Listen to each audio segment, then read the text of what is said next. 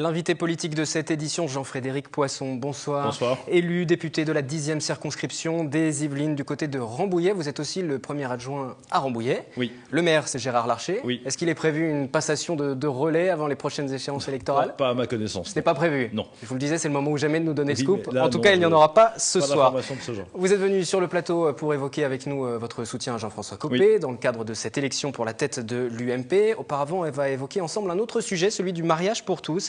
Nous avons appris aujourd'hui que le projet de loi qui arrive en Conseil des ministres le 31 octobre et qui devait être débattu début décembre par les députés serait reporté au mois de janvier. C'est le souhait du président de la commission des lois. Vous êtes opposé à l'idée de ce mariage pour tous. Oui. C'est plutôt une bonne nouvelle le fait que ce soit repoussé et qu'il y ait un examen qui dure un petit peu plus longtemps. La bonne nouvelle, ce serait que le gouvernement renonce purement et simplement à ce projet.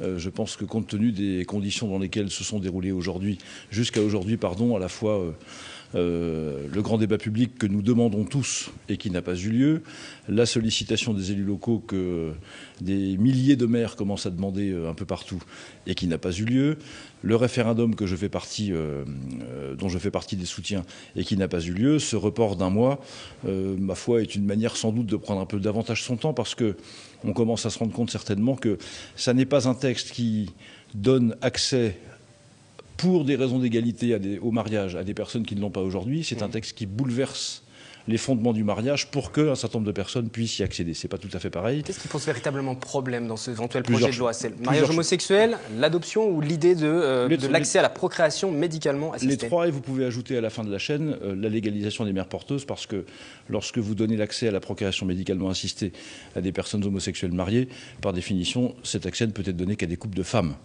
pour tout un tas de raisons biologiques que je ne prendrai pas la peine d'expliquer ici.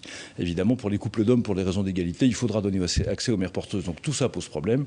Pose problème également ce qui est le cœur du mariage, c'est-à-dire la présomption de paternité, c'est-à-dire toutes les conséquences qu'il peut y avoir sur la filiation, et plus généralement, le fait que toutes les sociétés se sont construites jusqu'ici sans exception sur l'union de l'homme et de la femme comme le fondement même de l'ensemble de la société civile. Le mariage homosexuel. Ah, mais c'est sans doute. Mais d'abord, on a assez peu de recul là-dessus. On ne sait pas quelles sont les conséquences à long terme. Nous avons auditionné un certain nombre de spécialistes, de pédopsychiatres notamment, pas plus tard qu'hier avec le groupe UMP de l'Assemblée nationale, qui nous ont fait part de leurs inquiétudes et de leurs interrogations. Donc c'est un sujet extrêmement compliqué qui pose énormément de problèmes, beaucoup plus que ce que ça a l'air de poser, si je peux dire. Donc le fait qu'on se donne un mois de plus, ma foi, c'est pas forcément une mauvaise nouvelle.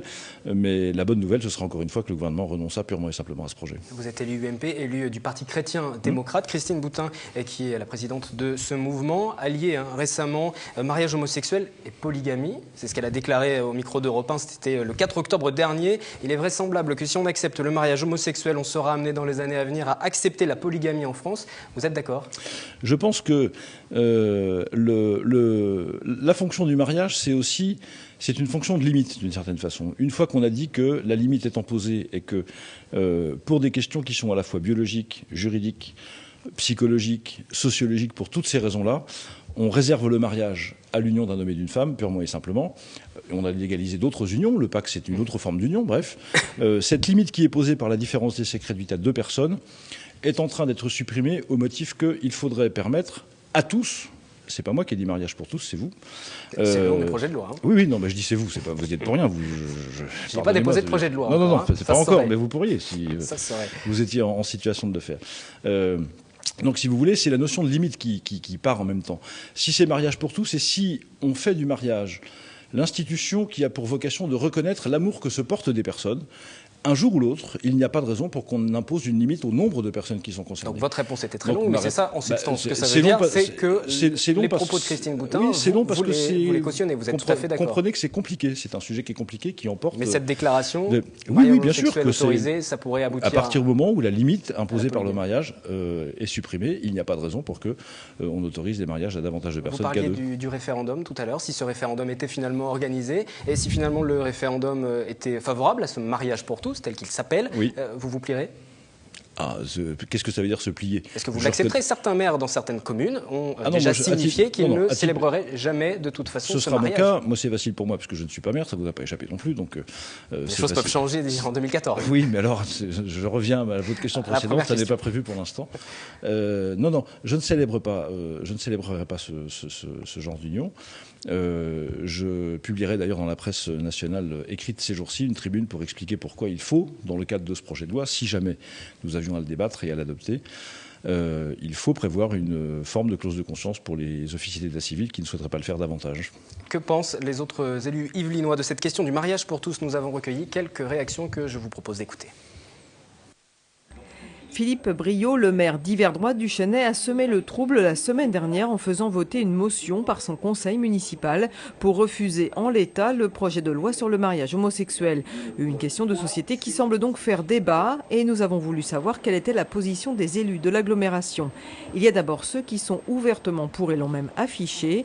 En mairie de Guyancourt, par exemple, un pax entre deux femmes y a été célébré. C'est tout à fait juste, légitime, et c'est simplement marquer que les homosexuels sont des citoyens comme les autres.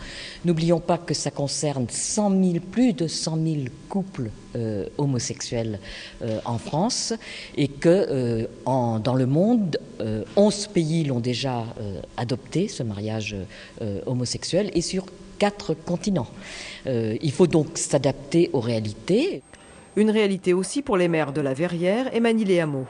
À partir du moment où, dans notre société moderne, s'organisent les choix individuels, donc le choix de vivre ensemble, quel que soit le sexe, eh bien, on peut aller effectivement jusqu'à la reconnaissance, parce que ça donne des droits. Ce sont des droits, finalement. C'est la reconnaissance des droits. Ça fait partie du programme du Parti socialiste et donc de François Hollande et de la majorité gouvernementale. Donc c'est une avancée de la société vers l'égalité. Donc c'est le mariage pour tous, il n'y a aucun souci pour moi. À Trappes, le maire socialiste affiche une position plus nuancée. Pour lui, la question est complexe. Quant aux élus de droite de l'agglomération, ils sont également mesurés et en tout cas, ils souhaitent établir un débat. C'est un débat que j'aurai avec mes élus, mais encore faut-il déjà que nous puissions avoir des bases de réflexion, puisque aucun texte de loi à ce jour n'a été voté, et en tout cas je n'ai pas vu celui qui est en préparation.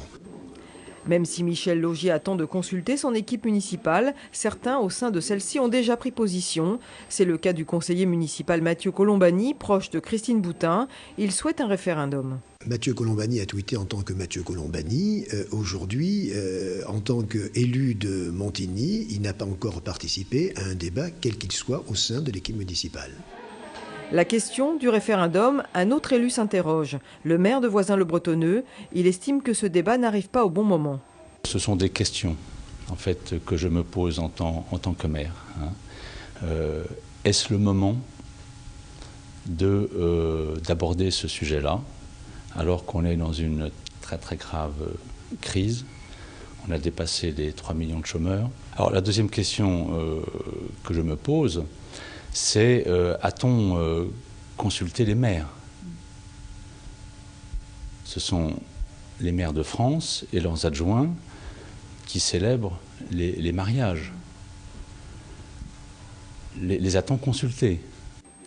Le maire UMP d'Elancourt, Jean-Michel Fourgousse, estime également qu'il y a d'autres problèmes à régler en France et il reconnaît des questionnements au sein de son équipe.